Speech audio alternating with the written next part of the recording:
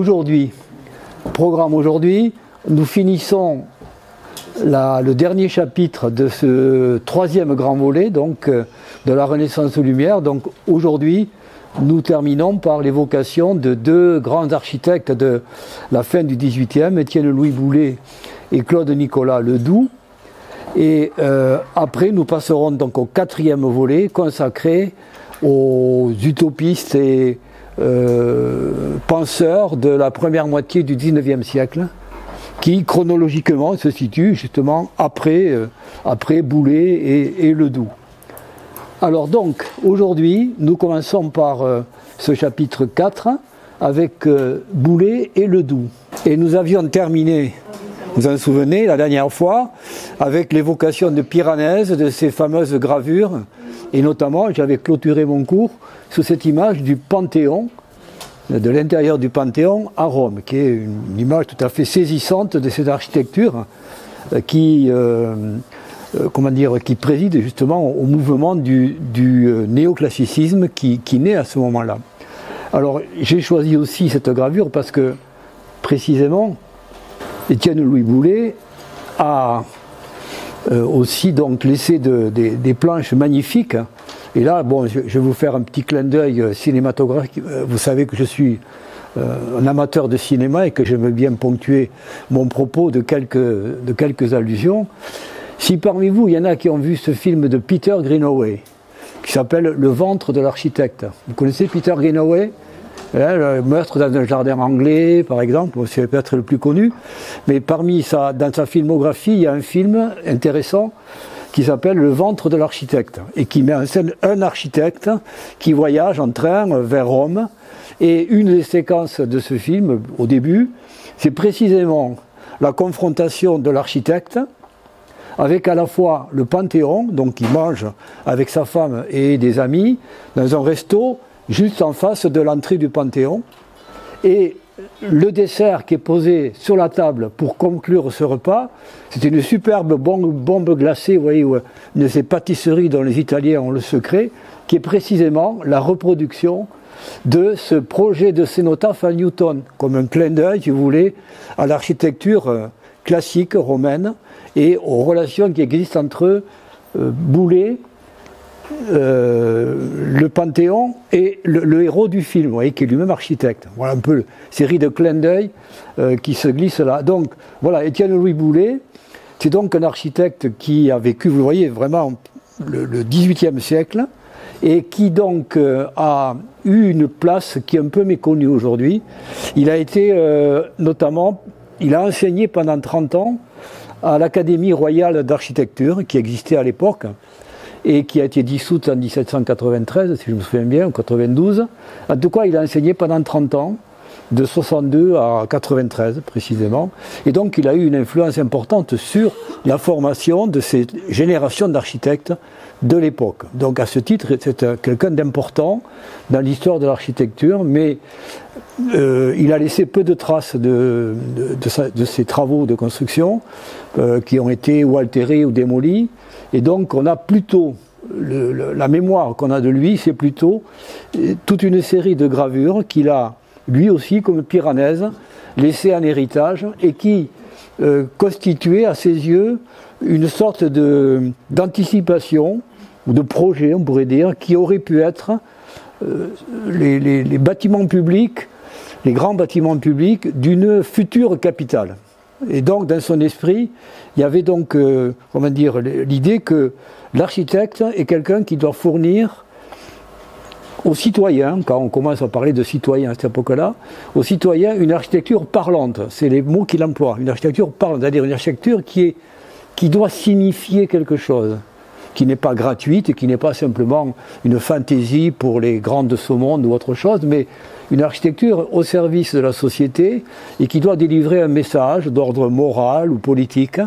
Et dans cet esprit-là, il y avait donc une série de bâtiments significatifs qui étaient prévus dans son projet de capitale future. Et à compter, notamment, ce cénotaphe à Newton. Rien que concevoir à la fin du XVIIIe un cénotaphe en hommage à Newton, se situait vraiment dans le courant encyclopédiste, dans le grand courant de ce qu'on pourrait appeler les progressistes du XVIIIe siècle, pour qui Newton est une figure tutélaire. Bien sûr, Newton, c'est le fondateur de la science moderne, donc à ce titre, il est tout à fait représentatif de ce grand courant modernisateur de la société, réformateur, qui s'affirme au cours du XVIIIe siècle. Et il prévoit donc une sorte d'architecture comme ça, absolument extraordinaire, qui paraissent un petit peu, parfois un peu fantasmatiques, hein, presque, ou en tout cas, bon, qui semble difficile à réaliser, en tout cas avec les moyens de l'époque, les moyens techniques, mais qui nous paraîtraient tout à fait réalisables aujourd'hui. Alors je vous en montre quelques-uns qui vont vous montrer un petit peu l'ampleur de sa vision. C'est vraiment un architecte visionnaire. Voilà par exemple un projet de bibliothèque royale de 1786, tout à fait extraordinaire, avec ces rangées, vous voyez, de livres sur les côtés, et le public vous donne l'échelle hein, des bâtiments. C'est vrai, on est dans le colossal quand même, vous voyez, comme style, comme échelle. Autre élément, projet pour une métropole, vous voyez, 1782, un bâtiment destiné à accueillir des assemblées. Alors ça paraît un peu énorme comme bâtiment, mais si vous regardez aujourd'hui ce qu'est le Capitole de Washington, il a ces dimensions. Hein, le Capitole de Washington qui justement, que l'on commence à édifier peu après, là bon, 1782, mais disons qu'au début 19e, Washington prend une tournure et les premiers grands bâtiments, et notamment le Capitole, qui va réunir les deux assemblées, le Sénat et la Chambre des représentants, commence à être édifié et il ressemble étrangement à ça.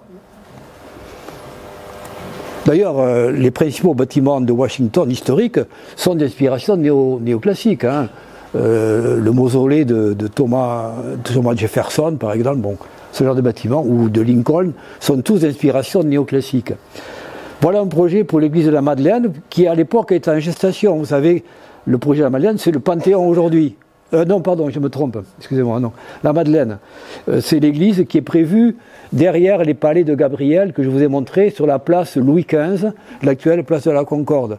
Donc, dans ce qui est la rue Royale aujourd'hui, il était prévu de construire une église qui finalement ne sera pas construite selon ce modèle, mais qui reste quand même une église néoclassique, c'est celle que Napoléon a conçue peu de temps après. Voilà l'intérieur. Vous voyez là aussi les dimensions absolument sidérantes de cette basilique, de cette église, donc à la mesure de ce projet de capitale qu'il avait en tête. Des portes d'entrée tout à fait monumentales, qui ressemblent pour beaucoup, je trouve, la première en haut, à ce qui s'est fait à Saint-Pétersbourg, un peu à la même époque, au XVIIIe. Palais national, palais de justice, là aussi, vous voyez, les dimensions sont toujours assez démesurées de ces bâtiments. Mais là encore, hein, le palais de justice, ça paraît un peu énorme, vous voyez, ce palais de justice qui est en bas, là.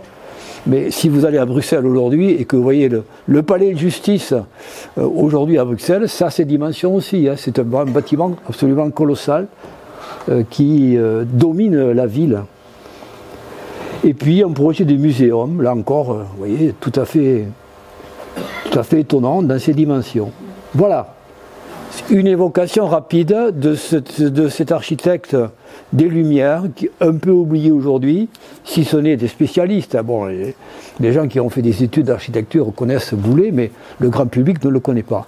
Par contre, le grand public connaît davantage les réalisations de Ledoux, en particulier celle-ci, qui est la plus célèbre, qui est donc la Saline Royale, qu'il a conçue à Arc-et-Senans, c'est-à-dire, vous voyez, à peu près une quarantaine de kilomètres de Besançon, dans le département du Doubs aujourd'hui, et qui était donc une ville, un ensemble conçu pour devenir une saline royale, puisqu'à l'époque, vous vous en rappelez, voir votre enseignement au lycée, hein, le sel était un privilège royal, avec ses agents patentés, les gabelous, hein, qui devaient percevoir la fameuse gabelle si impopulaire à la fin de l'Ancien Régime, et qui donc reposait sur l'exploitation de salines au bord de la mer ou de salines à l'intérieur des terres, qui elles-mêmes exploitaient donc des gisements de sel gemme,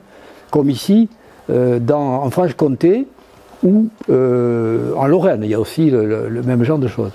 Alors, un mot sur le Doubs. Le Doubs, donc, a fait des études d'architecture auprès d'un grand architecte du XVIIIe qui est Blondel, un des grands maîtres de l'architecture française de l'époque. Et ensuite, donc, il a complété ses études par des études d'ingénieur. Il est aussi ingénieur des ponts. Donc, vous voyez, c'est à la fois l'homme de l'art et l'homme et l'homo technicus aussi. Et gravissant un peu la carrière auprès du pouvoir royal, il est nommé inspecteur des salines de Franche-Comté. Donc, il entre dans le corps, si vous voulez, de l'administration qui gère les salines. Il devient à la fois administrateur et en même temps architecte en chef. On lui attribue ce poste clé d'architecte en chef des salines du royaume, hein, de l'ensemble du royaume. Et donc à ce titre, il va bénéficier de commandes, et en particulier celle-là qui intervient à la fin du règne de Louis XV, la commande d'une nouvelle saline qui est appelée à remplacer ou à compléter celle qui existait auparavant dans la ville de Salins, comme son nom l'indique. Hein. Salins, c'est à côté, à une vingtaine de kilomètres. Il y avait là une mine et des ateliers de fabrication du sel qui étaient devenus insuffisants.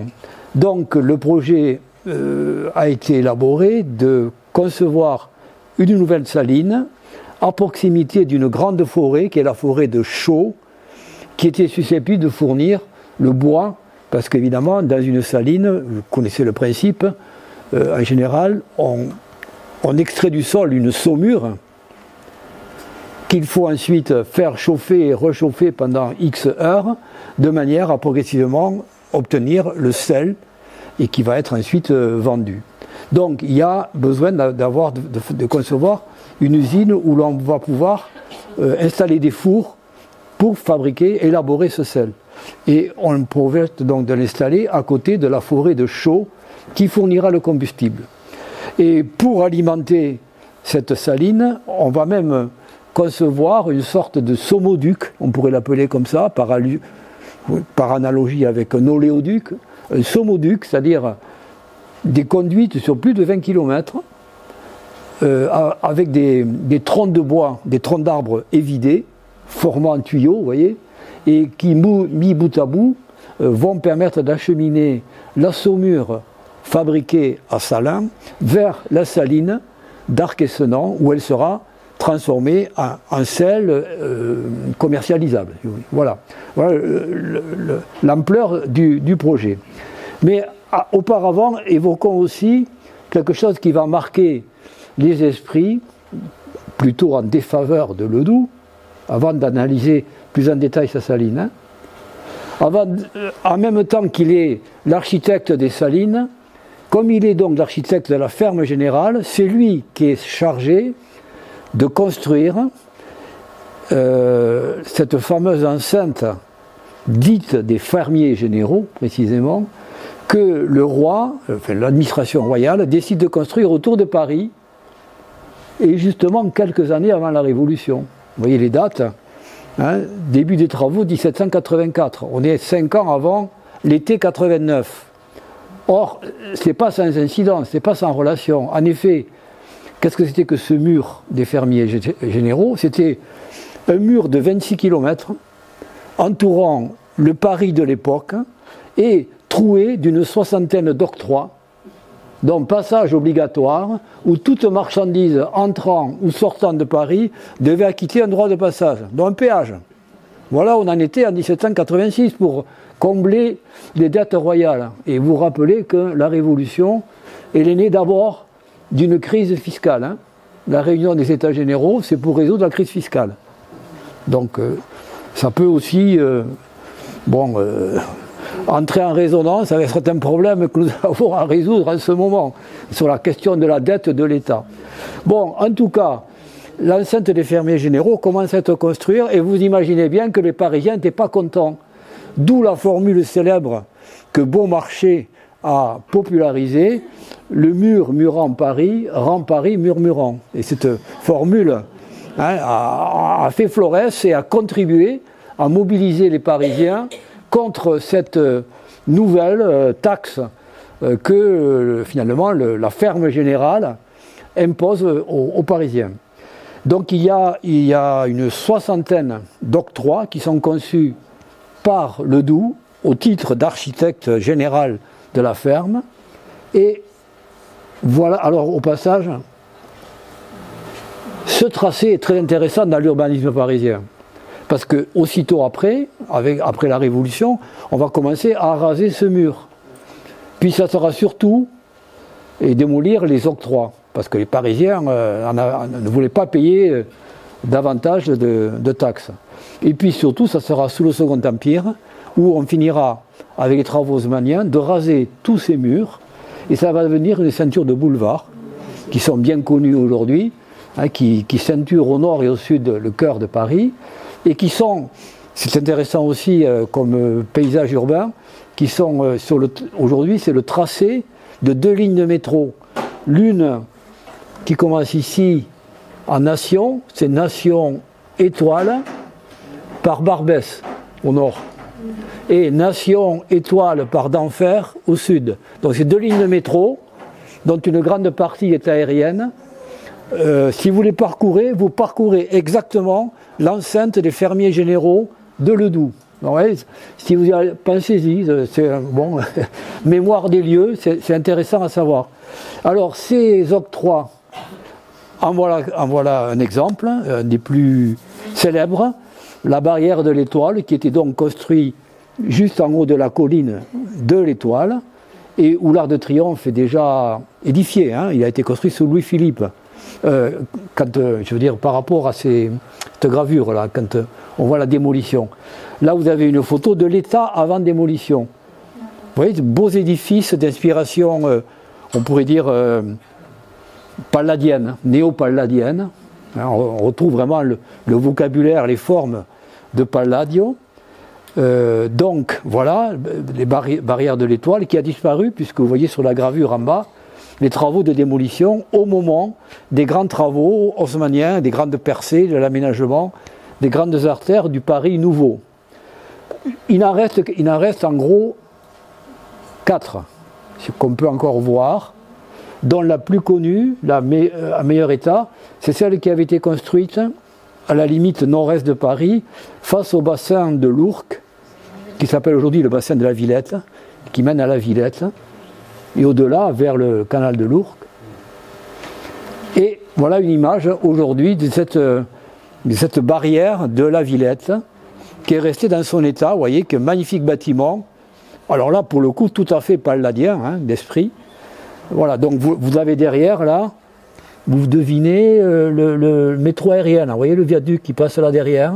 C'est cette fameuse ligne dont je vous disais qu'elle va de Nation à Étoile en passant par Barbès-Rochechouart.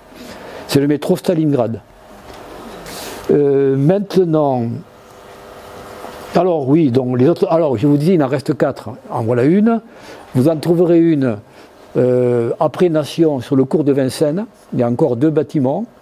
Il y en a un petit bâtiment à d'Enfer et une gloriette circulaire dans le parc Monceau, dans le 17e. Voilà, c'est tout ce qui reste des barrières, des fameuses barrières de Ledoux, mais qui ont laissé un mauvais souvenir aux Parisiens à l'époque. Et donc, dans les jours qui ont précédé le 13 et le 14 juillet, les Parisiens, avant de se lancer à la Bastille, ils ont été un peu mettre le feu et forcer les portes de ces octrois qui les gênaient beaucoup. Donc ça a précédé de peu les journées du 13 et 14 juillet. Revenons à Arquessenan.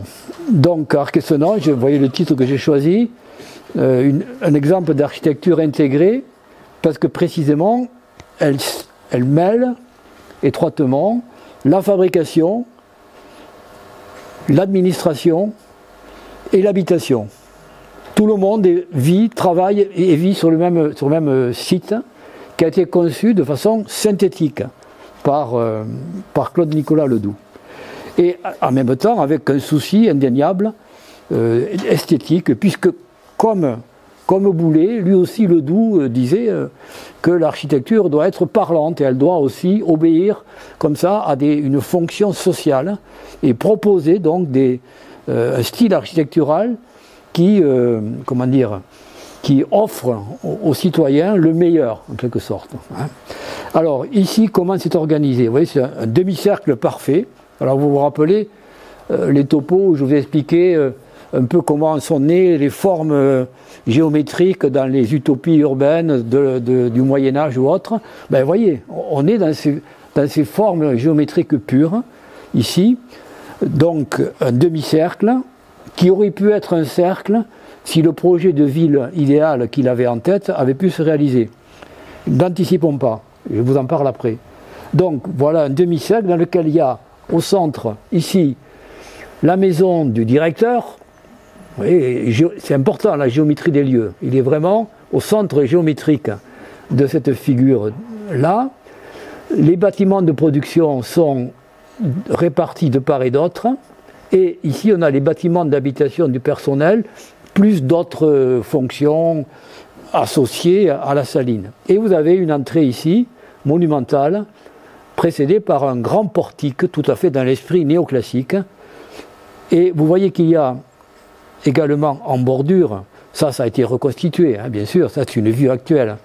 Vous avez tout un demi-cercle de jardins potagers qui sont censés venir compléter le logement pour les ouvriers. Alors vous voyez, déjà un modèle qui naît à ce moment-là, où il y a à la fois une vision d'une société intégrée, en même temps qu'un souci quand même apporté à la condition ouvrière, ce qui va devenir un élément fondamental dans les décennies qui arrivent là. Nous sommes à la fin du XVIIIe et ça va devenir une question centrale dans les premières décennies du XIXe siècle.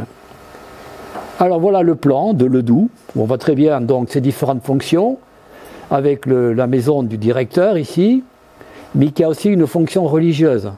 On va le voir, c'est le lieu où se déroule la messe hebdomadaire, par exemple. Et donc, tous les ouvriers sont tenus d'assister à cet office qui se déroule dans la maison même du directeur. C'est assez significatif. De part et d'autre, vous voyez les fours, ici.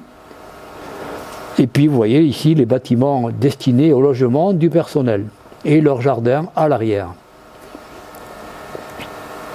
Et voilà, vous avez un schéma qui reprend ce que je viens de vous dire. Donc, on voit bien à la fois la séparation et l'intégration des fonctions. Enfin, la séparation veut dire la clarification des fonctions dans le plan, mais en même temps une conception globale de l'espace qu'on peut qualifier d'urbain. Il s'agit d'imaginer déjà une sorte de ville.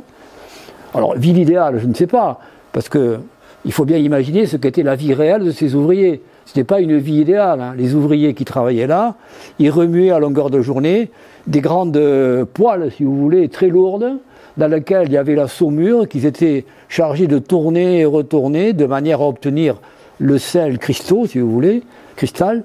Et donc, ils avaient des conditions de vie qu'on jugerait aujourd'hui assez abominables, dans la fumée, les émanations toxiques, etc.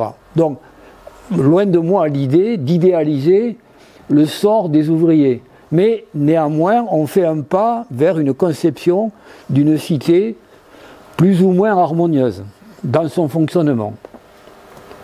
Et voilà l'entrée, vous voyez, qui vous attend lorsque vous arrivez devant la saline avec ce magnifique portique très monumental, tout à fait directement inspiré des portiques comme les propylées du Parthénon, si vous voulez, enfin de l'Acropole. Hein, la référence, c'est un peu ça. L'entrée, c'est les propylées. Donc, on rentre dans le temple de la production, là où autrefois on rentrait dans le temple des dieux. Donc, les propylées, avec tout le vocabulaire, vous voyez, du style grec, avec les colonnes doriques, l'entablement, triglyphes et métopes. Bon, vous voyez, vous retrouvez tous les éléments d'un portique tout à fait d'inspiration classique. Et à l'arrière, curieusement, une sorte de grotte, vous voyez, composée de pierres brutes, en quelque sorte, qui contraste assez fortement avec l'architecture très ordonnée de l'entrée, mais qui introduit un aspect un petit peu, je dirais presque fantastique, vous voyez, dans cette architecture.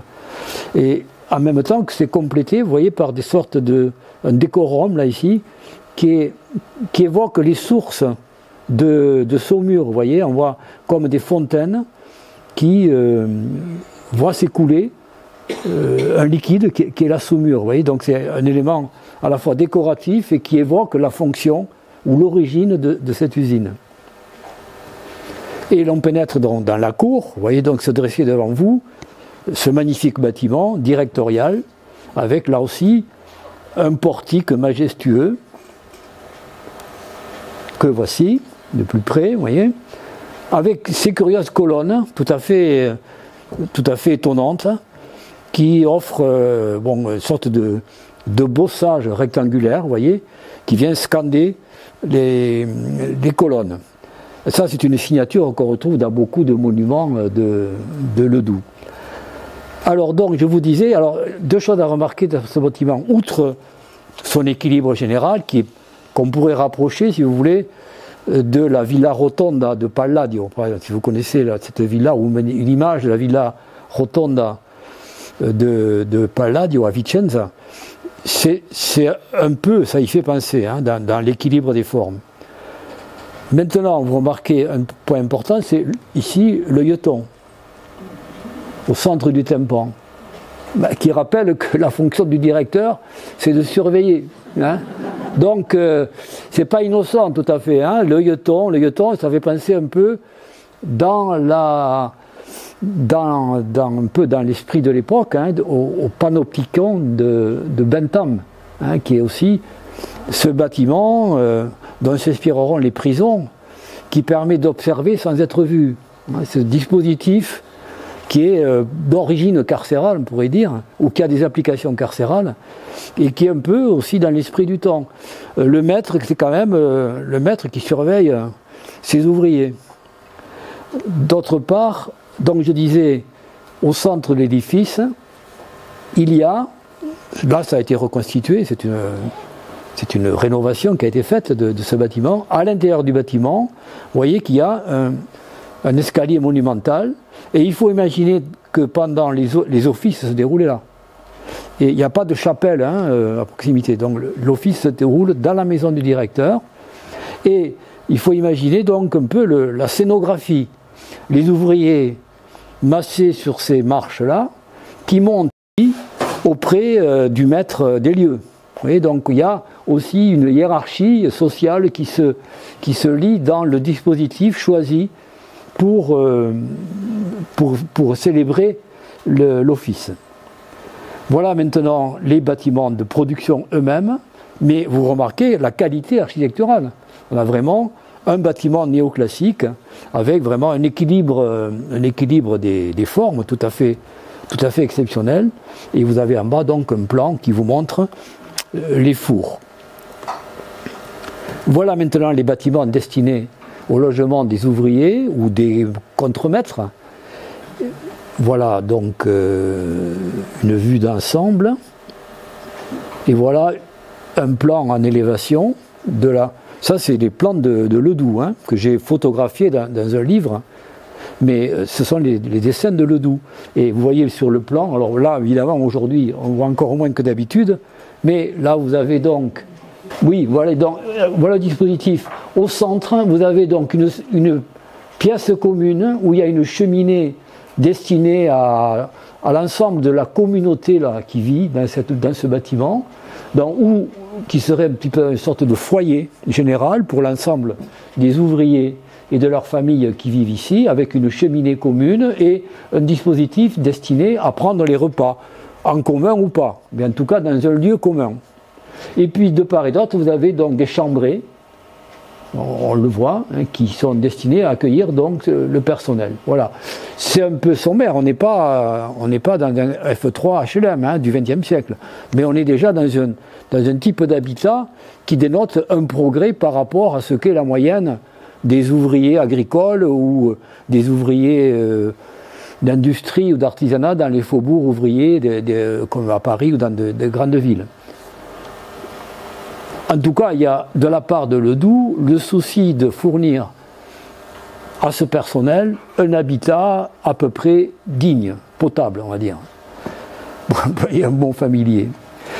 Mais au-delà de la saline qui a été effectivement réalisée, Ledoux avait lui en tête un projet beaucoup plus vaste de ville. Alors là, on pourrait dire effectivement de ville idéale. Il nous a laissé les dessins d'un projet réalisable, pas une utopie. Il avait réalisé la moitié de cette ville, ou en tout cas une partie, avec la saline. Mais il imaginait une ville de forme circulaire, vous le voyez,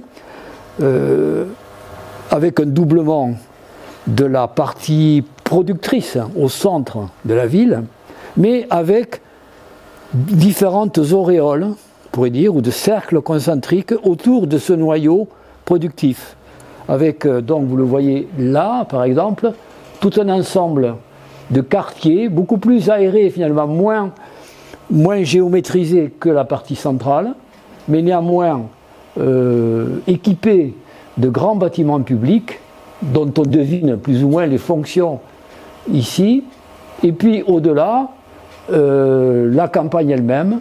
Donc, également intéressant à noter dans ce projet de ville, le mariage entre la ville et la campagne, hein, qui va devenir aussi, pour certains projets urbains, un objectif, essayer de réconcilier, pour le coup, ville et campagne, que la révolution industrielle du XIXe siècle va souvent un peu irrémédiablement séparer. Avec la ville, ses faubourgs industriels, puis au-delà, la campagne. Ici, on va imaginer une ville qui progressivement intègre ou s'intègre à l'espace rural existant. Avec des bâtiments donc tout à fait intéressants. Alors voilà, aujourd'hui, on a esquissé sur le terrain à quoi aurait pu ressembler l'espace qui aurait été occupé par cette ville de Chaux. Et puis voilà quelques exemples de monuments prévus par Ledoux. Un marché public, par exemple ici. Et puis des bâtiments tout à fait singuliers, où là, pour le coup, il s'éloigne je dirais, du style néoclassique, et où il s'aventure sur des chemins totalement étonnants, et qui, aujourd'hui, reprennent tout leur sens. C'est-à-dire que c'est un type d'architecture qui, à l'époque, pouvait sembler tout à fait imaginaire et irréalisable, mais qui sont aujourd'hui, on pourrait dire, le commun de l'architecture contemporaine. Hein, donc on peut tout à fait réaliser ces projets-là que Ledoux nous a laissés à la fin du XVIIIe siècle. Ici, c'est la maison des gardes agricoles, vous voyez. Donc il s'aventure sur un chemin qui est très intéressant. Tout en étant néoclassique globalement dans la forme, il explore des pistes architecturales tout à fait singulières et riches de promesses pour le futur. C'est en ce sens qu'il y a une actualité de Ledoux aussi, hein, cette aventure architecturale. Voilà par exemple ce qu'il prévoit pour les surveillants des sources. Alors, vous voyez comment l'architecture, voilà ce que veut dire pour lui comme pour Boulay, l'architecture parlante. Ici, il s'agit d'imaginer la maison des surveillants des sources. Donc, l'architecture, vous voyez, on peut lire la fonction de ce bâtiment dans la forme qu'il adopte. Vous voyez, donc on est déjà dans l'idée qui fera Florès plus tard, au XXe siècle, du lien entre forme et fonction. Hein. Donc ça va devenir un des credos du courant moderne de l'architecture au XXe siècle. On en voit les prémices un peu ici, en quelque sorte. Un projet de forge industrielle, donc d'usine en quelque sorte, différente de la saline. Hein. Là, c'est le travail du métal. Et puis, je terminerai quand même, alors voilà une architecture parlante, pour le coup. Hein, l'oikema ou la maison des plaisirs, c'est-à-dire le lupanar public, quoi, en gros. Hein. Donc, on ne peut pas se tromper sur la forme. Hein. Bon, la forme et la fonction ont l'air d'être directement liées, là, hein, puisque c'est la maison des plaisirs, ici assimilée au plaisir masculin, quand même. Hein. Bon, on est au XVIIIe siècle, on n'est pas au XXIe. Bon, en tout cas, voilà un exemple, vous voyez, de cette imagination créatrice de Ledoux, qui n'a de cesse d'étonner quand on consulte ces documents qu'il a laissés. Bon, il a écrit et publié, j'ai oublié de le dire, en 1804-1806, un paveton où il y a toutes ces planches et ces commentaires personnels qui s'appelle « L'architecture considérée sous le rapport des arts, des mœurs et de la législation ». Voilà le titre générale de cet ouvrage qu'il a laissé en héritage, publié en 1804-1805. Donc vous voyez, il a connu Napoléon, hein, pour vous le situer historiquement. Il est un homme de l'Ancien Régime, mais qui a traversé la Révolution. J'ai oublié de dire qu'il a été inquiété. Alors, petit détail quand même qui montre le personnage. Il s'est engagé auprès des insurgents d'Amérique. Donc il a rejoint avec Lafayette et Rochambeau les insurgés contre les Anglais en Amérique, hein, quelques années avant la Révolution française. Il a été fait prisonnier par les Anglais, déporté prisonnier pendant plus d'1 an en Jamaïque, d'où il a été rapatrié en France. Et pendant la Révolution, alors il était assez proche de certaines idées de la Révolution, mais sans s'engager tout à fait, totalement. En tout cas, lui, en tant qu'ancien fermier général, c'est-à-dire membre de la ferme générale, il a compris qu'il avait plutôt tendance à rester un peu dans l'ombre, parce que précisément, beaucoup d'anciens fermiers généraux, qui étaient, vous le savez, des financiers en fait, hein, des financiers qui spéculaient sur la perception de la gabelle, étaient très mal vus, et certains ont passé un mauvais quart d'heure pendant les épisodes les plus dramatiques de la Révolution, accusés d'avoir été des corrupteurs, en quelque sorte, des gens qui ont profité de l'Ancien Régime et qui ont saigné le peuple. Bon, voilà. Donc, il a été d'ailleurs emprisonné pendant plus d'1 an, mais non pas pour ça, mais parce que c'était devenu ce qu'on appelait à l'époque un agioteur, c'est-à-dire un spéculateur. Il a spéculé sur les biens nationaux. Donc, c'est un personnage quand même un peu, à diverses facettes, on va dire. Mais en ce qui nous concerne, il pose les bases quand même d'une réception, d'une perception de ce que pourrait être donc une ville du futur avec des fonctions intégrées et un mariage entre la ville et la campagne. Voilà ce qu'on peut en dire pour l'instant sur ce point-là. Alors maintenant, je vais donc passer à l'autre volet. Donc le 19e siècle, âge d'or des utopies sociales et urbaines. Donc j'ai décidé de diviser mon cours en 3 parties qui se recoupent quand même. Bon. Mais pour la commodité de l'exposé, comme on dit, je vous présenterai en premier point donc la question ouvrière, justement, qui devient de plus en plus prégnante, brûlante dans ces premières décennies du 19e siècle, qui sont les décennies du premier essor de la révolution industrielle, donc, où donc la question du sort des ouvriers et de leur misère devient un problème central dans la réflexion de l'époque, chez au moins un certain nombre de penseurs. Donc la réponse que va donner une partie du patronat à cette question, ça va être d'élaborer, de construire des cités aptes à loger de manière convenable un certain nombre d'ouvriers auprès de leurs usines. C'est ça le principe en gros des cités patronales, le lien entre le lieu de production, l'usine, et le lieu d'habitation, la cité. Donc il va y avoir de multiples exemples, j'en ai choisi quelques-uns tout à fait intéressants de cette période-là. Deuxième partie, liée à la première, c'est l'époque où en même temps donc les théoriciens, les penseurs de la société de l'époque essaient d'imaginer à la fois les conditions d'une société réformée sur des critères nouveaux. C'est ce qui va donner naissance peu à peu à ce qu'on va appeler progressivement le socialisme, dont le terme même est né à ce moment-là, vers 1830. Hein. Il apparaît dans le vocabulaire à ce moment-là. Donc le socialisme ou les socialismes vont être une réponse possible aux problèmes de la société, en même temps que s'élaborent des schémas de ville idéale qui correspondraient à cet idéal social. Alors je vais limiter à 2 ou 3 exemples, dont KB et voilà, bon, vous allez le voir tout de suite. Ensuite, troisième point, je vais vous montrer quelques cités ouvrières qui sont donc peut-être, qui sont vraiment des réalisations intéressantes du milieu du 19e plutôt, et qui sont donc peut-être d'où mon point d'interrogation, un avant-goût d'une cité idéale. En tout cas, on va voir que dans ces réalisations de l'époque, un certain nombre de principes qui vont présider au projet de la fin du 19e et du début du 20e se mettent en place. Voilà. Alors maintenant, nous commençons par un document que je trouve tout à fait intéressant, qui est donc, on est à l'époque, 1848, vous voyez la date de ce document, octobre 48, ça a apparu dans un journal, à une époque où la France connaît un bouillonnement intellectuel extraordinaire. C'est la révolution de février 48, suivie de tout un tas de débats et d'empoignades qui se terminent parfois de façon dramatique, comme en juin 48, avec l'écrasement du mouvement ouvrier à Paris. Et puis après, en suivant, la prise du pouvoir par Louis-Napoléon Bonaparte, comme président de la République, puis empereur. Mais dans ce bouillonnement d'idées, la presse joue un rôle considérable.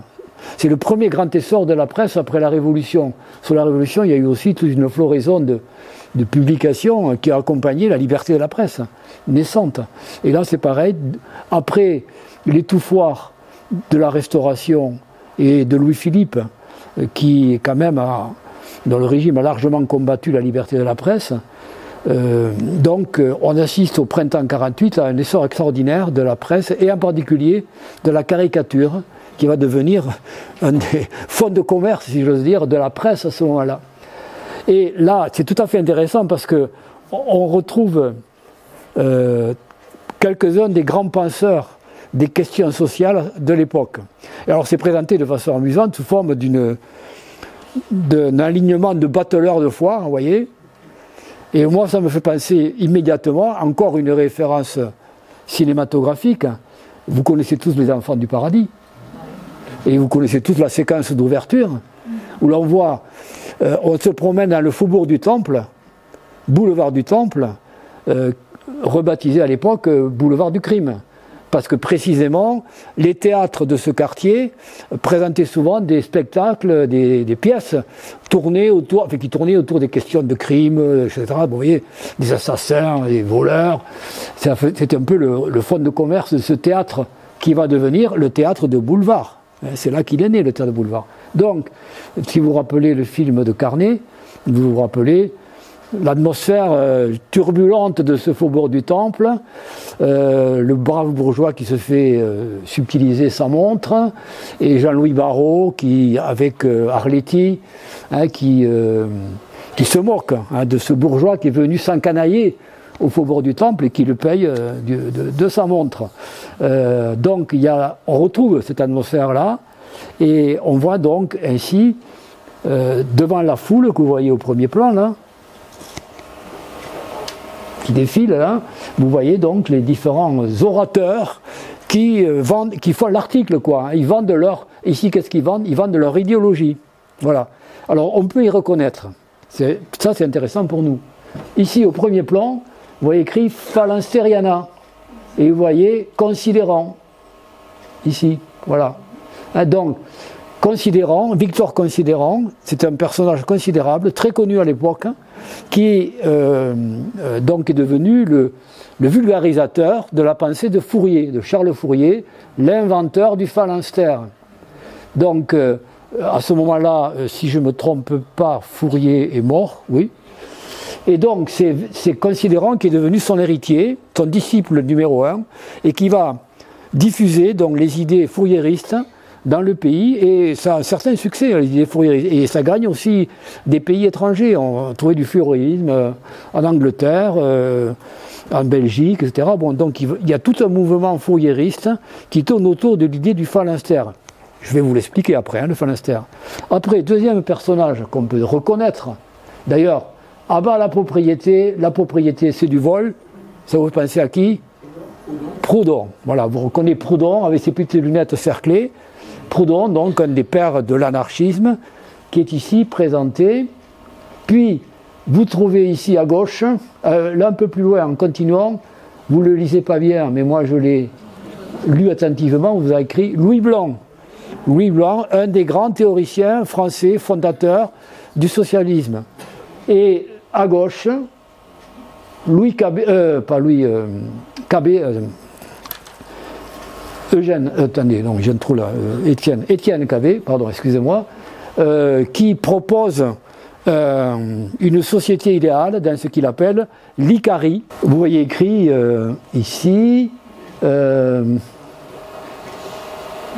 vive la propriété de l'Icari, et puis vous voyez une carte imaginaire avec un pays imaginaire qui s'appelle l'Icari, et vous voyez ici donc Cabé qui présente son projet. Donc vous avez là un panorama finalement des principaux courants de pensée de l'époque, hein, et que l'histoire a retenu, et qui sont considérés d'ailleurs à la même époque, hein, par Marx et Engels, comme des précurseurs. Pour eux, tous ces personnages, ils annoncent le socialisme que lui défend et qu'il présente comme un socialisme scientifique basé sur le matérialisme historique, vous voyez, avec une sorte de mécanique sociale implacable. Je vous rappelle que le manifeste communiste est publié en 1948. On est exactement dans ce contexte-là, où s'affrontent, enfin, où se multiplient en Europe occidentale, dans les pays industrialisés, toutes ces idéologies, théories sociales qui vont plus ou moins batailler entre elles d'ailleurs, hein, chacun prétendant détenir sa vérité, et qui vont finir par constituer des courants politiques et idéologiques très précis. Voilà. Et puis, un petit mot quand même sur un personnage qui se trouve là. Ah oui, ici, là, Macaire. Macaire, donc, lui, c'est un personnage imaginaire qui a été créé par un auteur de théâtre et qui a été donc présenté sur la scène dans ce quartier. Et en fait, Macaire, ça se personnifie le personnage sans scrupules, le spéculateur, le type qui est prêt à tout pour gagner de l'argent, pour tromper son voisin, et qui est présent dans le film de Carnet, incarné d'ailleurs par Pierre Brasseur. Vous voyez, Pierre Brasseur, ce personnage truculent qui fait du gringue à Arletty, etc. En fait, il incarne Macaire à l'écran. Il incarne ce personnage de théâtre qui est une figure donc imaginaire, mais qui revêt un type social tout à fait précis. Bon, voilà. Alors, tout ça pour vous dire qu'on est dans un bouillonnement d'idées considérable dans cette première moitié du siècle. Et tout cela tourne autour d'une question centrale, qui est le sort des ouvriers, que certains commencent à appeler prolétariat, ou prolétariat industriel, mais le mot n'est pas encore très répandu. En tout cas, disons, les ouvriers, la classe ouvrière, qui devient donc centrale dans la réflexion sur les réformes sociales possibles. En tout cas, ce qui frappe les observateurs de l'époque, c'est la profonde misère. Je ne vais pas vous faire un topo, vous le connaissez tous, la profonde misère qui affecte les classes laborieuses, les classes travailleuses des villes, à ce moment-là, qui vivent dans des conditions indignes, où la mortalité est extrêmement élevée, la mortalité infantile, dans des quartiers qui sont en même temps insalubres et foyers d'épidémie. N'oubliez pas que le choléra sévit régulièrement dans nos villes. Paris, Lyon, Marseille, dans les années 30, sont touchés par des épidémies de choléra qui entraînent des milliers de morts. Hein. Donc c'est vraiment considérable comme problème. Donc tout ça est au cœur de la réflexion sur ce que peut être la réforme sociale à venir pour améliorer le sort de ces ouvriers et en même temps assainir la ville. Ça va devenir aussi une constante dans la pensée urbaine, assainir la ville. Et ça c'est constant jusqu'à Le Corbusier, quoi, hein, si vous voulez. En gros, il y a un fil conducteur qui conduit de ce 19e-là au début du 20e siècle. Alors, en faisant, il y a quelques années, des recherches, moi-même, sur l'habitat ouvrier, l'histoire de l'habitat social, voilà. L'habitat social dans le département des Hautes-Pyrénées, qui n'est pas publié à ce jour. Je n'ai pas encore trouvé le temps de le publier. En tout cas, j'ai fait le travail de recherche et dans mes recherches, je suis tombé sur un truc très intéressant que je vous présente. Dans une liasse, j'ai trouvé ceci. Une brochure, c'est intéressant de regarder en détail, une brochure de 1850, publiée sous l'égide du ministère de l'Agriculture et du Commerce, mais vous voyez écrit traduit et publié par ordre du président de la République. Et qui est le président de la République en 1850? C'est Louis-Napoléon Bonaparte, qui a été élu au suffrage universel un an avant, enfin un an et demi avant. Donc, le président de la République en personne donne l'ordre au ministère de l'Agriculture de publier cette brochure qui va donc être diffusée dans tous les départements, entre les mains des préfets et des autorités départementales, à destination je dirais des notables locaux.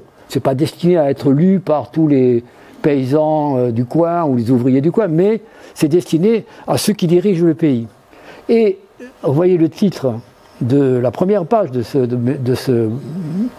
ouvrage, c'est une traduction en français d'un ouvrage paru en Angleterre sous la plume de Henry Roberts et qui s'intitule donc Mémoire sur les habitations des classes ouvrières, qui vient d'être publié en 1844, je vais vérifier, il me semble.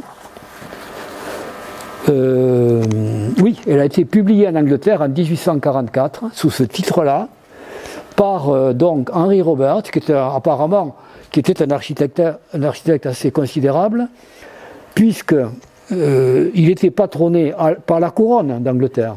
La reine Victoria et son mari, le prince Albert, faisaient partie du comité directeur en quelque sorte d'un mouvement en faveur, qui s'appelait exactement la Société d'amélioration du sort des classes ouvrières, qui était explicite. Et la reine Victoria et son mari, le prince Albert, étaient une partie prenante de la publication de ces travaux. Vous voyez, l'attention que portait quand même la classe dirigeante à ce qui pouvait améliorer le sort des ouvriers. Car n'oubliez pas que la peur, quand même, la peur est parfois bonne conseillère, la peur régnait parmi le manifeste communiste s'ouvre par la phrase, si je me souviens bien de mémoire, un spectre hante l'Europe, virgule, et puis etc., le spectre de la révolte ouvrière. Donc, il y a quand même la grande peur des possédants de l'époque de voir ce peuple misérable se soulever avec des conséquences imprévisibles. Surtout s'ils sont gagnés par ces idées subversives qui se diffusent à cette époque-là. Donc, la stratégie d'une partie, en tout cas éclairée, des classes dirigeantes, c'est de se prémunir contre ce danger. Il y a un livre intéressant d'un historien qui a intitulé son ouvrage Classe laborieuse, classe dangereuse, une thèse célèbre en histoire. Bon, c'est tout dire. Donc, ce souci de réforme sociale, d'amélioration du sort des ouvriers, apparaît clairement en ce milieu du XIXe siècle comme une réponse possible au danger donc social pour eux que constitue cette situation qui perdure. Donc voilà, c'est très intéressant parce qu'on voit comment, à partir de... Là, c'est illustré tout ça, c'est un propos illustré. On a des planches avec des exemples possibles d'habitats ouvriers tirés de l'exemple anglais. Donc vous voyez des immeubles qui ont été donc dessinés, qui existent réellement dans les rues de Londres de l'époque. Là, vous avez affaire à des immeubles de type collectif, vous voyez. En particulier, ici, à gauche, vous avez un immeuble qui résulte de la réunion et de la réhabilitation, on dirait aujourd'hui, d'immeubles anciens à destination d'ouvriers. Tandis que là, on a plutôt affaire à des immeubles neufs. Voilà un plan, le plan de cet immeuble. Alors c'est intéressant de lire un peu les commentaires. Cette maison a été faite avec 3 vieilles habitations. Donc vous voyez, on peut rénover l'habitat en utilisant l'existant et en le rénovant. Et vous voyez qu'il s'agit d'une maison garnie, restaurée, prévue pour 82 hommes seuls, pour des ouvriers vivants, célibataires ou vivant seuls. Et vous voyez que donc on a en gros plutôt des chambres communes, on n'a pas des chambres individuelles, des chambres communes et des dortoirs, avec un régisseur. Tout ça sous la surveillance d'un régisseur qui contrôle les lieux. Deuxième exemple, vous voyez, maison garnie pour femmes, contenant 57 femmes seules. avec un dispositif à bruit. Voilà. Vous voyez comment, dans le Londres de l'époque, s'élabore déjà ce qu'on appellerait, nous, aujourd'hui, un habitat social. Voilà l'aspect que pouvait avoir ici de Bloomsbury. Bloomsbury, c'est le quartier où se trouve la British Library aujourd'hui, la Bibliothèque nationale de Londres. Voilà, côté façade et côté cour. Et vous remarquez le souci ici, une nouveauté quand même, hein, de donner de l'air, de la lumière à ces appartements. C'est pas parfait, mais c'est déjà un premier pas vers une conception d'un habitat plus salubre. On n'est plus dans les slums hein, que les gravures du temps nous montrent aussi à Londres. Celle de Gustave Doré en particulier. Et puis deuxième modèle, qui va devenir très populaire en Angleterre, c'est le modèle du cottage. C'est-à-dire la petite maison ouvrière, si vous voulez, mais inspirée de l'habitat vernaculaire, de l'habitat traditionnel britannique, de la campagne anglaise, qui va connaître donc une nouvelle jeunesse avec des versions modernisées de ces fermes, en quelque sorte. Ça va devenir donc ce cottage qui a proliféré par millions, je dirais, hein, autour des villes en Angleterre. Et ailleurs aussi, avec différentes formules pour familles plus ou moins nombreuses. Bon, voilà. Alors, pour vous montrer un petit échantillonnage de ce qui, donc, est dans l'air du temps auprès des décideurs, on dirait aujourd'hui. Hein.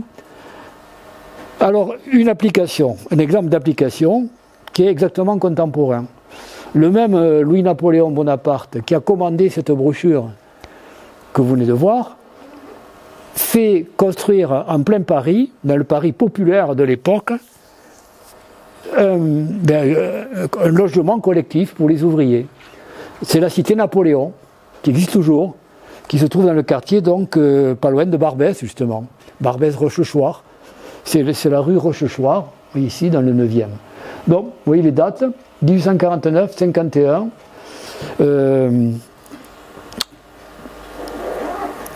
Ce bâtiment a été conçu selon un modèle qui avait été proposé par un comité un peu spontané de février 48 qui proposait, s'inspirant des idées de Fourier, un premier phalanstère. Il proposait que l'on construise un premier phalanstère à Paris pour, à titre expérimental, voir comment ça pouvait marcher, cette idée-là, qui pour l'instant n'avait pas été pratiquée.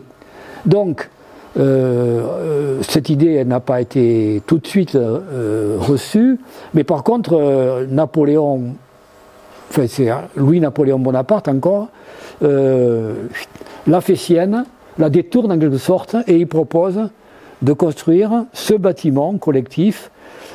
On crée une caisse spéciale pour le financer et il a lui-même contribué, paraît-il, personnellement, il a puisé dans ses fonds personnels pour aider à la construction de ce bâtiment. J'ai oublié de dire que Louis-Napoléon Bonaparte, en tout cas du temps où il était encore, avant de prendre le pouvoir, se disait animé d'une fibre sociale, on dirait aujourd'hui. Il avait... Vous savez sans doute qu'il a été emprisonné pendant plusieurs années au fort du Ham, en Picardie, suite à une tentative avortée, bon, un peu ridicule, de soulèvement, bon, qui a complètement capoté. Il s'est fait arrêter, emprisonné, condamné, et il a été emprisonné. Et alors, un peu comme Hitler, après son calamiteux coup d'État de 1923, il a profité de ces années de prison pour écrire un livre. Ce livre, c'est L'extinction du paupérisme, rien de moins. Vous imaginez l'extinction du paupérisme. Donc, les recettes que Louis-Napoléon Bonaparte propose pour éteindre la pauvreté. Et parmi ces solutions, il y a des bâtiments collectifs, mais surtout pour lui l'idée qu'il faut créer des colonies de peuplement ouvriers hors de France pour soulager la pression, vous voyez.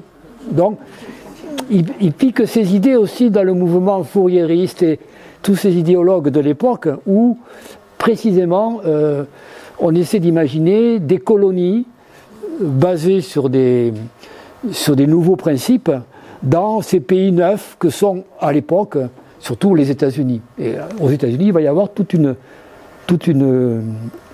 vague de création comme ça, de colonies un peu un peu, comment dire, utopique, hein, qui essaie de mettre en pratique les principes que les théoriciens ont élaborés en Europe. Alors, je reviens à mon propos. Il fait construire cette caserne, donc, qu'est-ce que je disais? Ah oui, l'extinction du paupérisme, d'accord, c'est qui paraît vers 1844, donc, pour souligner le fait que Louis-Napoléon Bonaparte est quand même quelqu'un qui a quelque part une fibre sociale, un souci quand même, au-delà de son régime autoritaire qu'il mettra en place, de contribuer à l'amélioration générale du sort des ouvriers. Donc la caserne se présente sous forme d'un... Je dis caserne, j'anticipe. Ce bâtiment, soyons neutres, se présente sous forme d'un 4 ailes autour d'une cour. Voilà, l'intérieur, une cour arborée, assez agréable, vous voyez. Et donc un bâtiment qui offre des conditions de logement tout à fait convenables pour l'époque. Avec des commodités, comme on dit, à chaque niveau, avec de l'eau courante à chaque niveau, oui, des choses qui sont inouïes par rapport à ce qu'est le sort ordinaire de la plupart des gens pauvres dans ces villes. Et il y a aussi une partie intéressante, c'est 2 ailes à l'intérieur de ce bâtiment, avec, vous voyez, ce choix architectural tout à fait intéressant d'une sorte de galerie couverte, vitrée, qui permet la circulation et la convivialité entre les habitants. Ça, c'est encore quelque chose que l'on retrouve chez Fourier, qui imagine des rues-galeries qui vont circuler à l'intérieur de son phalanstère. Donc, il y a comme ça, vous voyez, des idées qui parcourent un peu les esprits de ce temps et qui donnent des réalisations plus ou moins réussies, plus ou moins bancales, mais en tout cas qui ont le mérite de poser des jalons. Mais néanmoins, j'ai mis caserne ouvrière parce qu'en fait, c'est soumis à un régime assez strict. Les gens qui habitent là, ils sont pas mal logés, mais le soir, ils sont cadenassés. On ferme la porte à 10 h, je crois, et on l'ouvre à 6 h.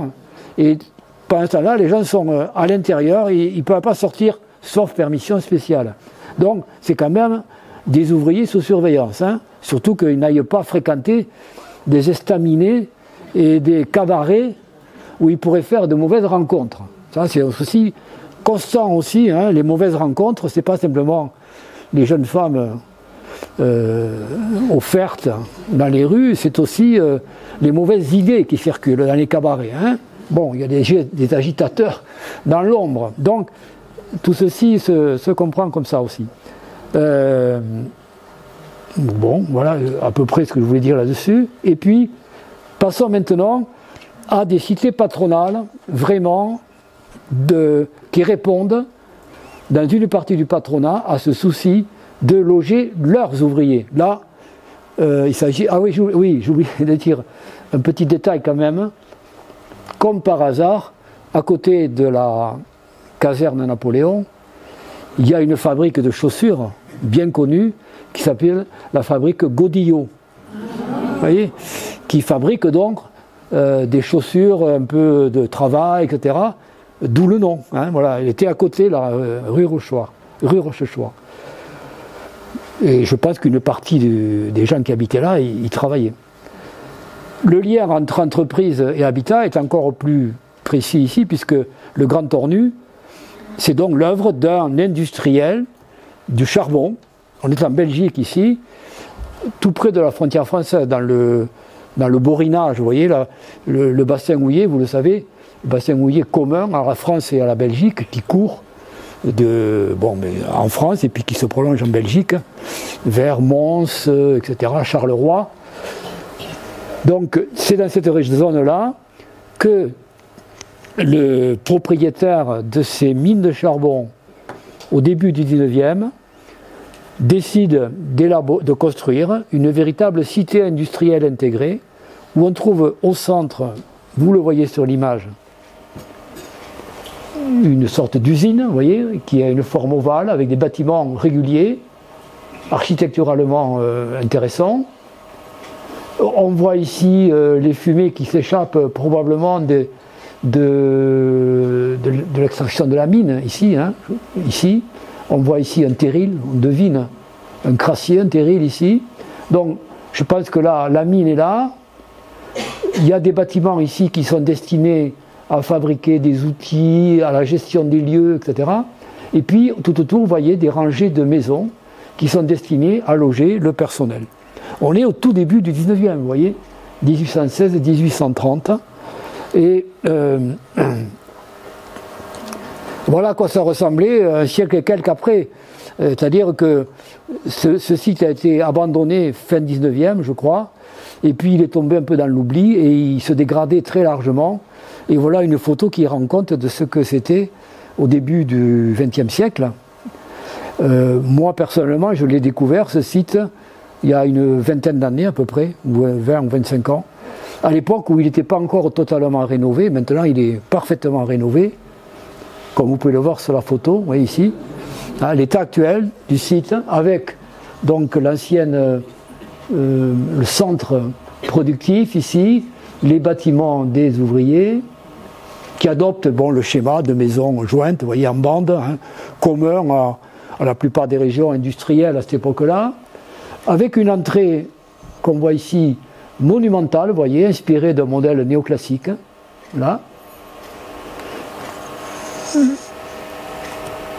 Et voilà, sur une gravure ancienne, comment aujourd'hui la rénovation a repris à peu près l'aspect général qu'avait le lieu à l'époque de sa construction. Et voilà, à l'intérieur, vous voyez la grande cour qui, je vous dis, moi quand j'ai découvert le site, c'était à peu près comme ça. C'est-à-dire qu'on lisait très bien la structure d'ensemble du bâtiment, mais c'était encore pas totalement rénové. Et ici, il y a une photo de ce qu'on appelait, c'est la salle des machines. C'était à l'endroit où on fabriquait les outils, les machines qui étaient nécessaires à l'extraction de la houille. Parce que cet ensemble était consacré à la houille, c'était une mine de charbon.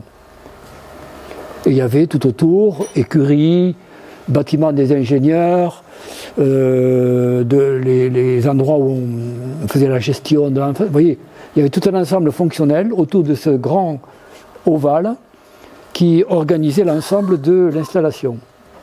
Et voilà un aperçu des bâtiments ouvriers, donc qui sont, pour la plupart ont été construits dans la première moitié du XIXe siècle, par phases successives, qui offrent donc un confort assez notable pour l'époque.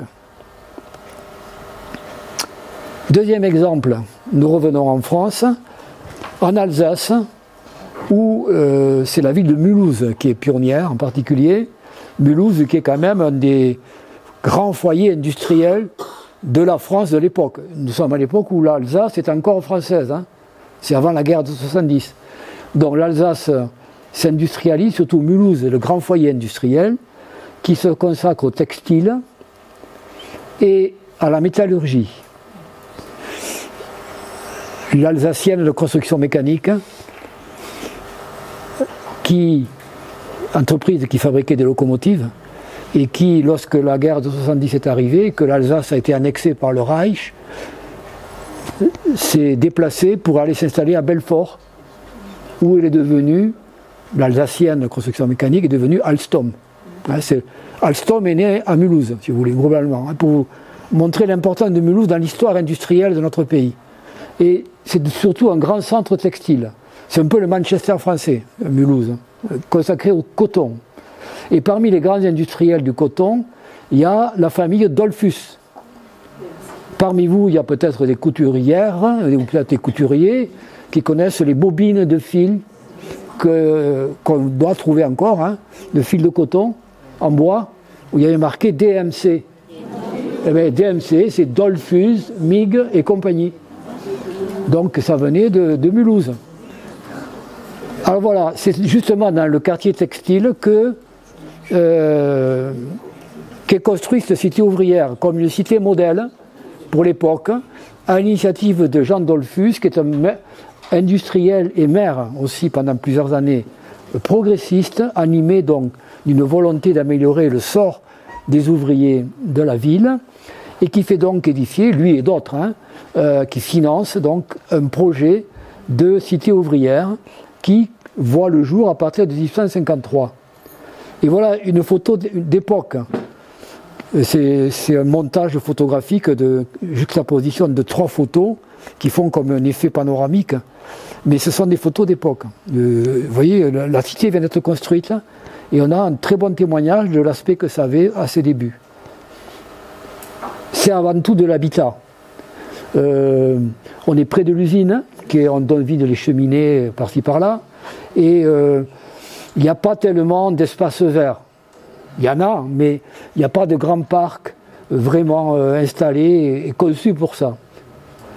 Ça prend plutôt cet aspect-là. Vous voyez, photo prise quelques temps après, lorsque la cité est devenue importante et qu'elle va contenir jusqu'à à son apogée. Je crois qu'il y avait 6500 habitants, c'est-à-dire à l'époque pratiquement 10% de la population de la ville habitait dans cette cité. Oui, donc c'était considérable. Et le modèle de l'habitat, c'était une maison commune pour 4 familles, dont voilà l'exemple, le standard si vous voulez, une maison où vous avez donc 1, 2 et puis derrière 2 autres appartements. Donc voilà, en gros, une famille semi-collective, vous voyez, semi-individuelle, semi-collectif, qui est adoptée pour cette cité ouvrière, qui s'accompagne de quelques équipements collectifs, comme boulangerie, vous voyez, restaurant, bain, lavoir. Donc un certain nombre d'équipements publics qui permettent à la population d'améliorer son sort ordinaire. Alors voilà une formule qui va faire Flores aussi, hein, la cité ouvrière, agrémentée de quelques équipements collectifs, mais qui n'est pas vraiment un projet de ville idéal. C'est une cité patronale, c'est une cité ouvrière dont la fonction est définie et qui n'a pas pour vocation de devenir un modèle urbain général. Voilà maintenant un modèle anglais qui va un peu plus loin, qui est presque contemporain. C'est les mêmes années où l'on élabore donc le quartier de Mulhouse. Ici, on est dans l'Angleterre, au cœur de l'Angleterre industrielle, le West Yorkshire. C'est la région de Bradford. Vous voyez, Bradford, Halifax, c'est les villes textiles par excellence. Manchester, c'est le coton. Halifax, c'est la laine, en gros. Et là, on est dans la banlieue de Bradford, dans une ville nouvelle construite par un industriel qui s'appelle Salt. Vous voyez, Salter, d'où vient ce nom? Ça n'existait pas, Salter. C'est le nom de l'industriel, Salt, qui installe sa ville près d'une rivière qui s'appelle l'Ayr. Vous voyez? Donc, en combinant les deux, il fabrique le nom de Salter, que vous pouvez visiter. Aujourd'hui, si vous allez en Angleterre, je vous le recommande, c'est une visite très instructive.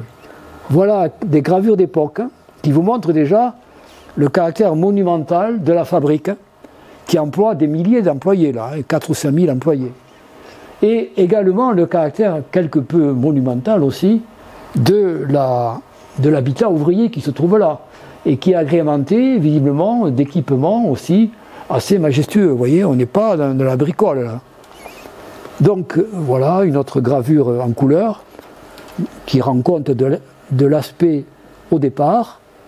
Et voilà quelques photos aujourd'hui. Donc vous voyez, hein, cette belle bâtisse industrielle qui trône au cœur de la cité, avec au premier plan l'habitat ouvrier.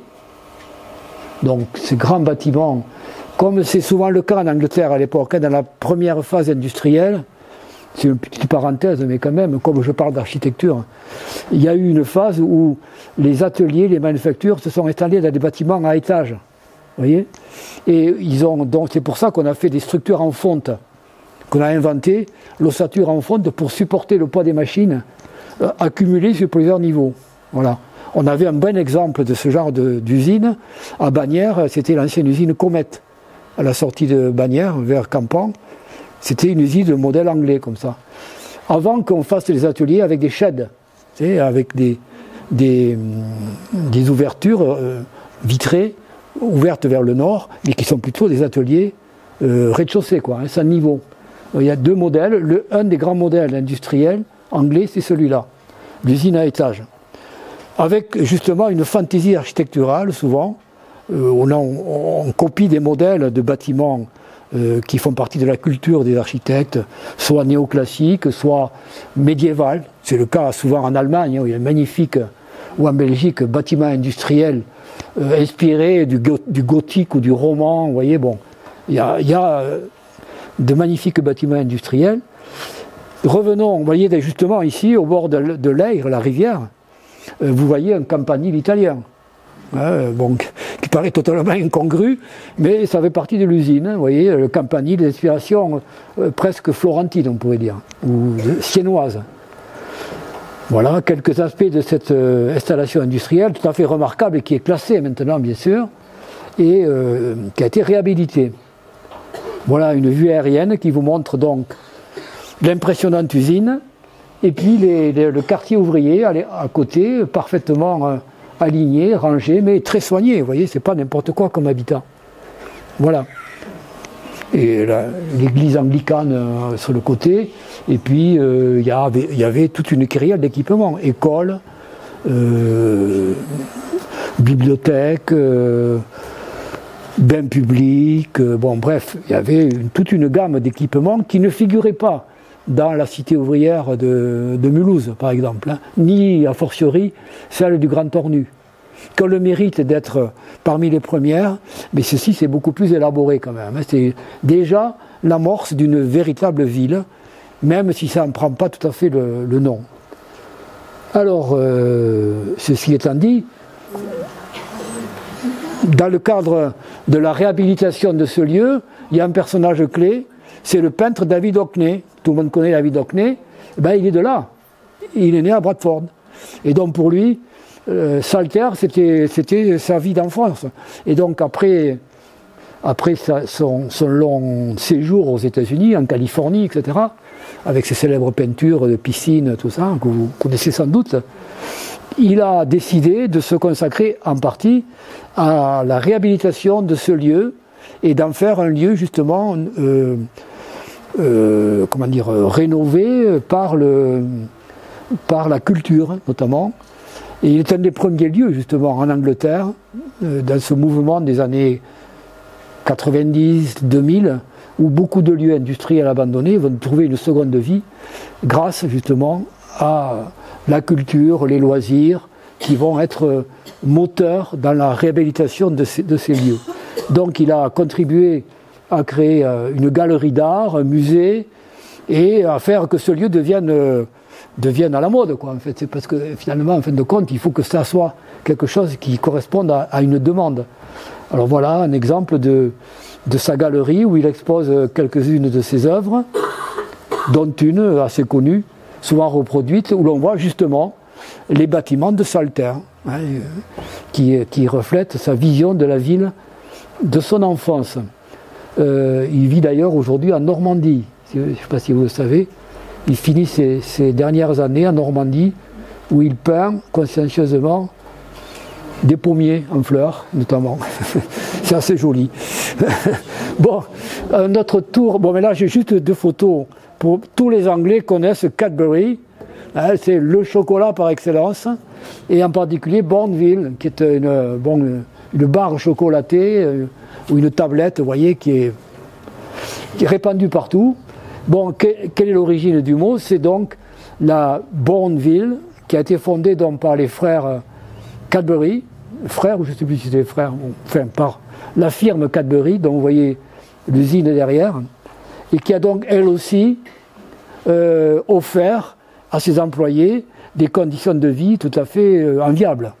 Alors là, j'ai choisi cette photo parce que vous voyez s'introduire en Angleterre un nouveau style architectural inspiré du siècle élisabétain, qu'on va appeler néo-Tudor, où donc beaucoup de maisons comme ça vont, à côté du modèle cottage que je vous ai montré, qui est inspiré de la campagne anglaise, il y a l'inspiration plus, qui vient de la couronne, hein, des châteaux et des manoirs, et là, construit à l'époque élisabéthaine, le style Tudor.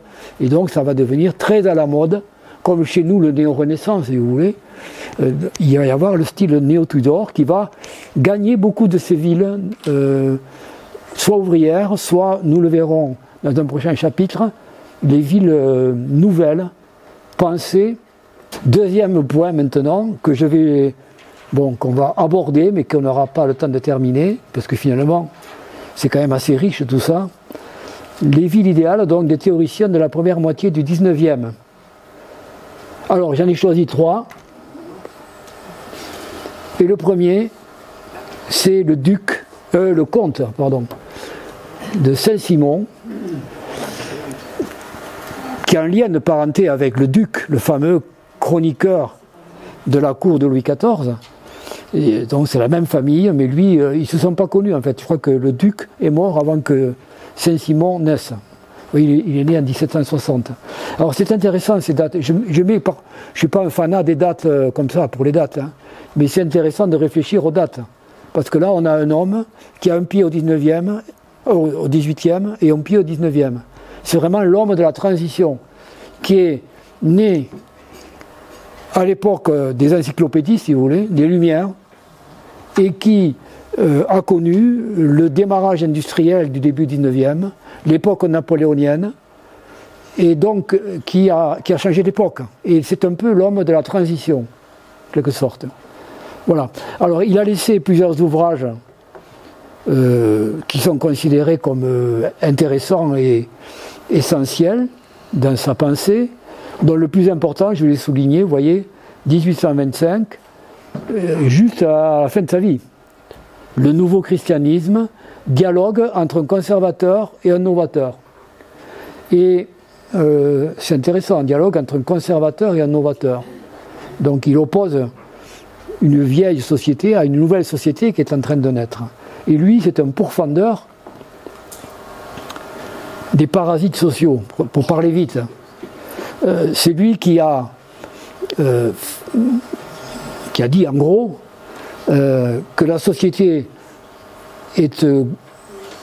a été jusqu'à présent gouvernée par des gens qui profitent du travail des autres, les frelons, alors que la majorité des gens sont des abeilles qui produisent et qui produisent la richesse d'une nation.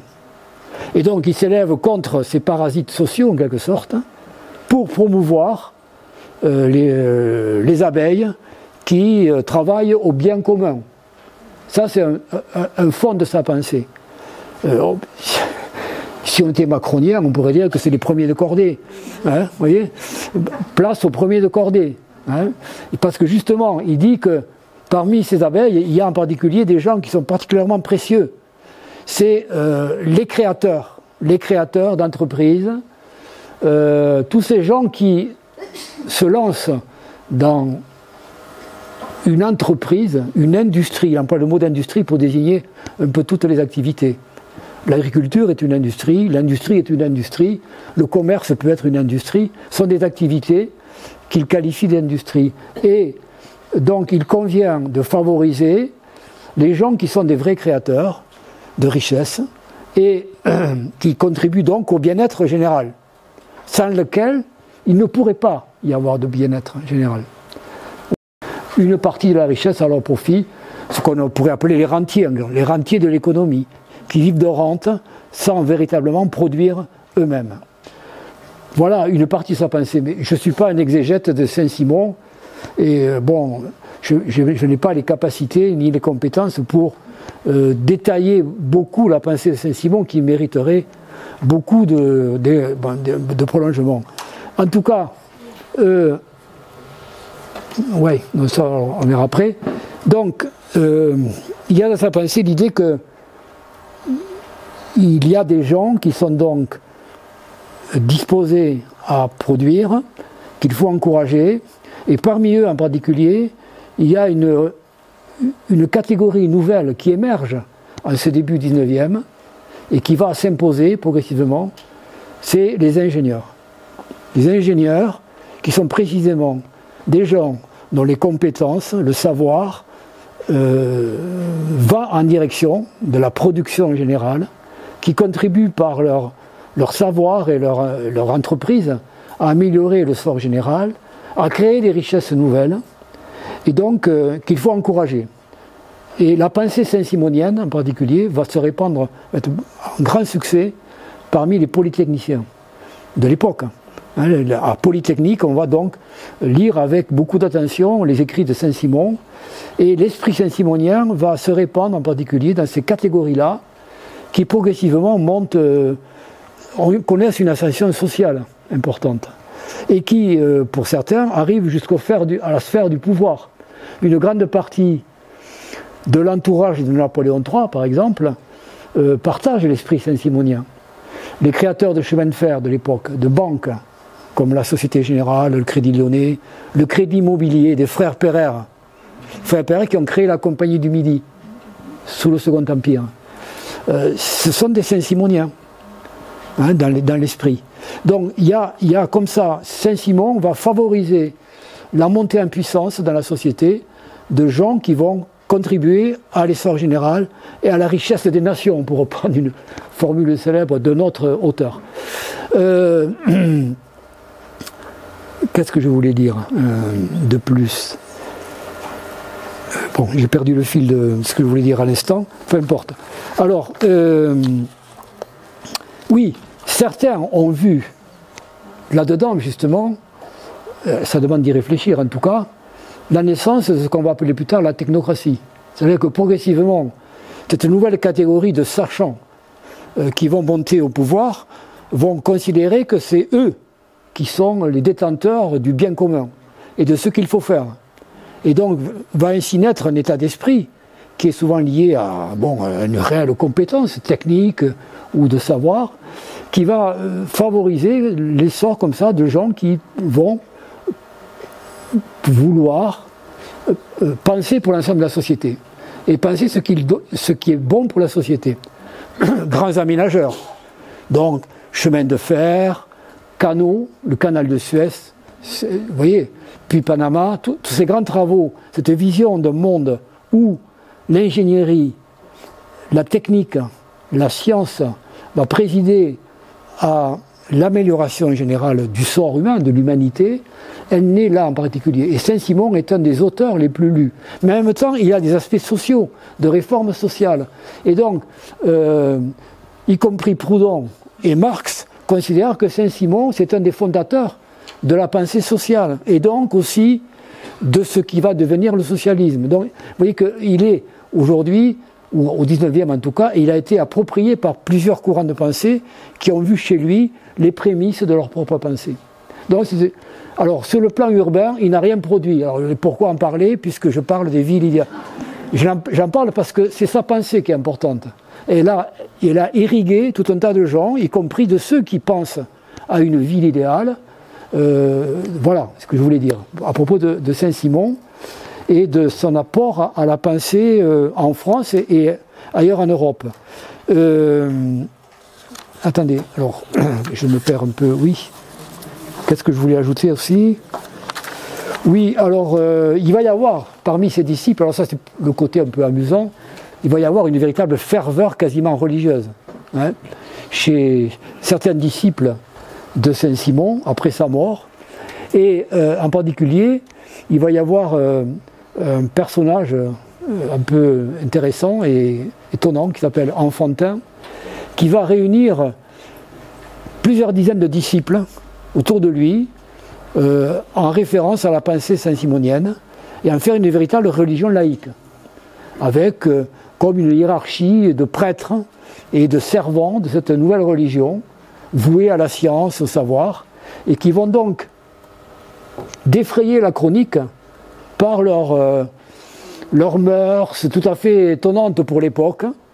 En particulier, ils vont adopter une tenue absolument désopilante, on pourrait dire, que vous voyez ici représentée, et ils vont se retrouver notamment sur la colline de Ménilmontant, dans un local qu'ils vont donc utiliser pendant quelques années, où ils vont se livrer à des activités qui sont à cheval sur un culte religieux et une pensée sociale. Bon. Donc ils vont défrayer la chronique. On est au début du règne de Louis-Philippe, dont les ministres ne vont pas voir ça d'un bon oeil, quoi. Donc très vite, ces gens qui s'agitent, qui brassent des idées fumeuses, qui adoptent des costumes, des accoutrements absolument bizarres, qui se réunissent en cérémonie mystérieuse, ça va devenir quelque chose de suspect Et donc il va y avoir une cabale contre eux, et ils vont finir par être dispersés, et certains vont être arrêtés, enfin, inquiétés par la justice,